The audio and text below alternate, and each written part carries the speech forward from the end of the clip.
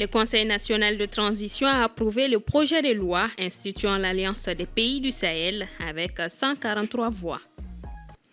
Jusque-là, la manifestation n'est pas reportée. La coordination des mouvements, associations et sympathisants de l'imam Mahmoud Dicko prévoit de sortir le 13 octobre prochain pour réclamer une transition civile. Au Proche-Orient, les hostilités reprennent entre Israël et la Palestine. Les détails dans un instant. Mesdames et messieurs, bonsoir. Merci de votre constante fidélité. Bienvenue dans ce 1945. Le Conseil national de transition a adopté ce lundi 9 octobre par 143 voix pour, 0 contre et 0 abstention le projet de loi instituant l'Alliance des pays du Sahel signé à Bamako le 16 septembre 2023 entre le Burkina Faso, le Mali et le Niger. Paul Yapinguesson.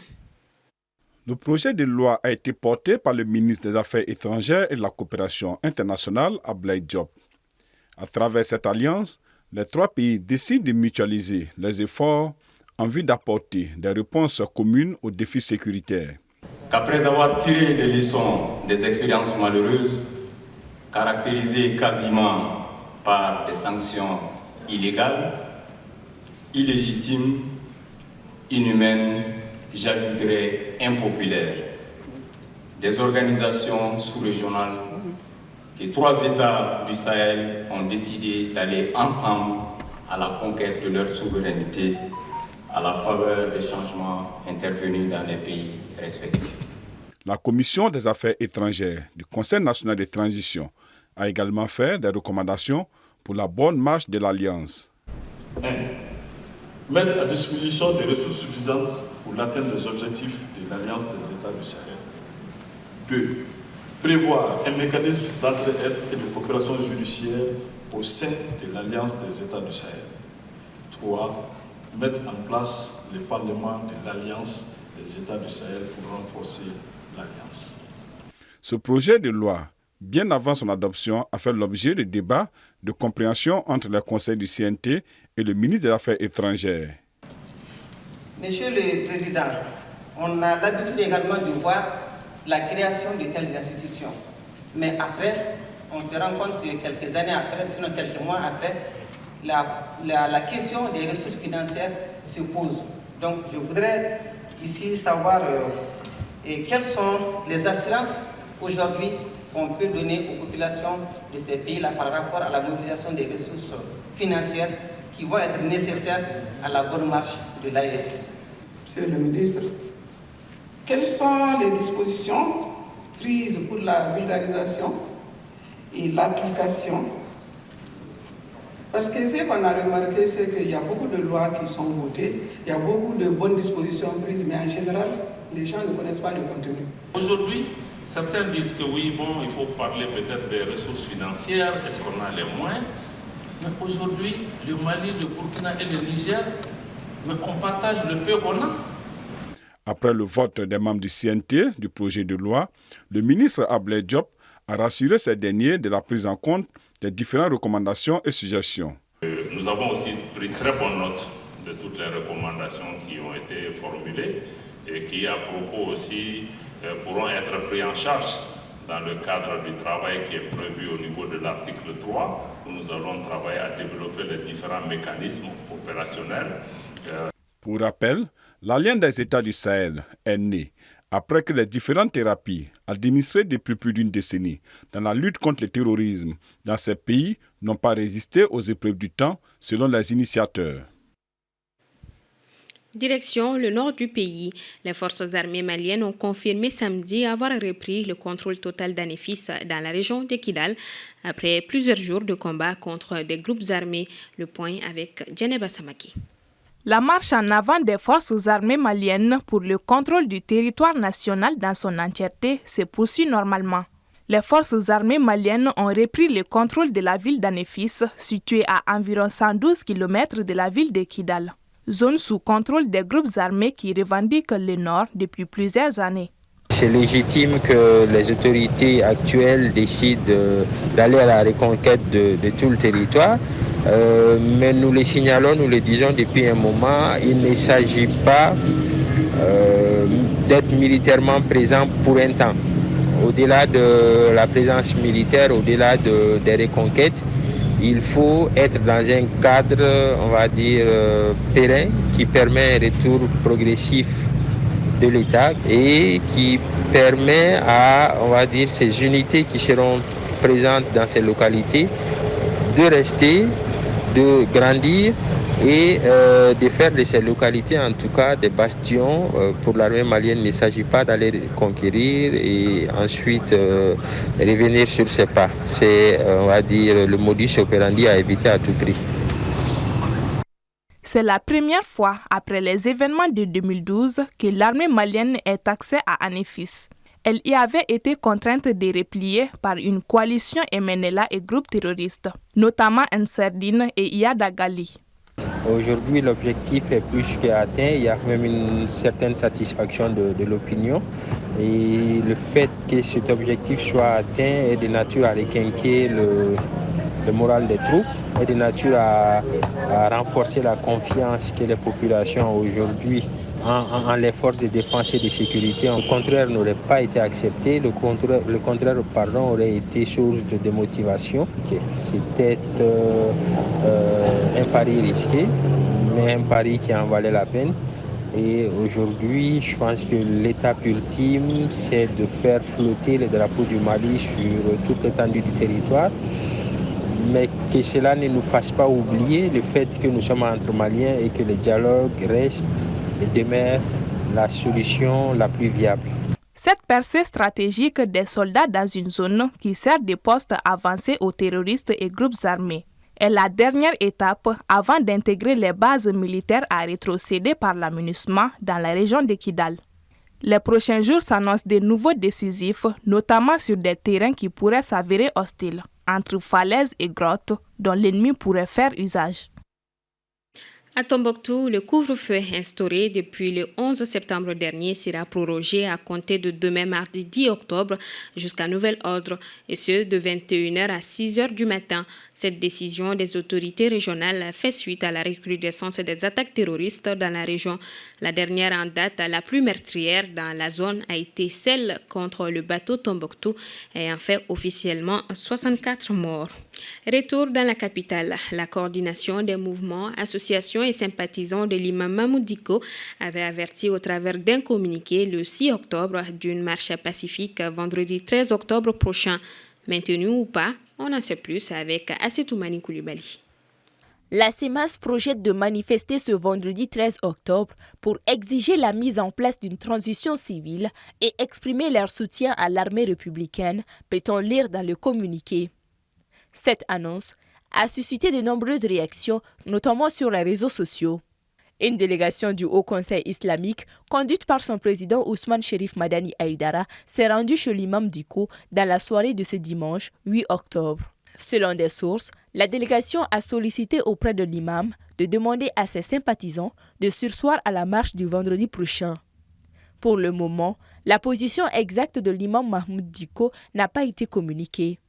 Il s'est envolé la même soirée du 8 octobre vers l'Arabie saoudite. Un des responsables de la CEMAS nous a confirmé la tenue de la manifestation du 13 octobre et assuré que l'imam n'avait pas prévu de prendre la parole aujourd'hui, contrairement à certaines informations, ajoute-t-il. Le même 13 octobre, le collectif pour la défense des militaires compte tenir un grand meeting avec presque le même itinéraire pour apporter leur soutien aux FAMA. Le collectif accuse la CEMAS de poignarder l'armée dans le dos. Le gouverneur du district de Bamako n'a pas encore donné sa réponse quant aux deux demandes. Entre Mahmoud Dicko et les autorités de la transition, les relations sont tendues depuis plusieurs mois. Le 22 juin dernier, alors qu'il revenait d'un voyage en Mauritanie, l'imam s'est vu retirer son passeport diplomatique. À la suite de cela, les sympathisants avaient programmé une rencontre pour dénoncer l'acte. Mais l'imam Dicko a par la suite appelé au calme. En prélude à la Journée mondiale de la vue, célébrée le deuxième jeudi du mois d'octobre, le département de la santé a organisé une conférence de presse ce lundi 9 octobre. Au menu, sensibiliser l'opinion nationale et les décideurs aux questions de la santé oculaire, notamment le trachome. Soumaïla Fani. Sur le plan sanitaire dans notre pays, la santé oculaire n'a toujours pas été considérée comme un problème à part entière parce qu'elle ne donne pas la mort comme le VIH-Sida, le paludisme ou encore la tuberculose selon le coordonnateur du Programme national de santé oculaire. Mais cette maladie peut entraîner des handicaps pour lesquels les personnes atteintes sont dépendantes des autres à vie. En termes de chiffres, selon l'Organisation mondiale de la santé, il y aurait 2,2 milliards d'individus qui sont atteints dans le monde de déficiences visuelles. Alors, qui dit déficience visuelle dit mauvaise acuité visuelle. Ça peut être l'acuité visuelle aussi bien de loin comme l'acuité visuelle de près. Alors, si vous prenez à l'échelle du Mali, la prévalence de la cécité au Mali a été estimée depuis plusieurs années déjà à 1,2%. Donc, ce qui fait à peu près un peu plus de 220 000 aveugles au Mali. 220 000 aveugles, c'est-à-dire des personnes qui ont une mobilité réduite et donc qui sont dépendantes d'autres personnes pour pouvoir se déplacer, pour pouvoir se vêtir, pour pouvoir se nourrir. Sur ce nombre, la moitié est due à la cataracte, soit plus de 100 000 victimes, auxquelles s'ajoute le trachome, l'autre principale cause de cécité dans notre pays, et qui touche plus le couple mère-enfant. Donc ce sont les enfants qui constituent le réservoir du germe du trachome, et qu'on appelle Chlamydia trachomatis. Et ces enfants transmettent la maladie à leur maman.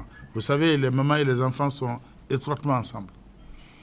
Et donc, les mamans aussi recontaminent les enfants. Donc, il y aura contamination, recontamination. Et donc, c'est à l'âge adulte qu'on peut observer les complications chez la maman, à partir de 15 ans jusqu'à 40 ans, jusqu'au-delà d'ailleurs. Alors, la complication se résume essentiellement au fait que les cils, les cils se recourbent et ils vont frotter la cornée, le noir de l'œil, et donc vont entraîner ce qu'on appelle un ulcère de cornée, une plaie au niveau de la cornée. Et si cette plaie n'est pas traitée, malheureusement, elle peut aboutir à la cécité, au fait de ne pas bien voir. Alors, une personne qui a le trachome va avoir des sécrétions au niveau des yeux, va avoir des sécrétions au niveau du nez, et ces sécrétions attirent les mouches. Et donc, les mouches viennent prélever le germe sur ces malades-là et elles vont se poser sur les personnes saines. Donc, elles transmettent comme ça la maladie.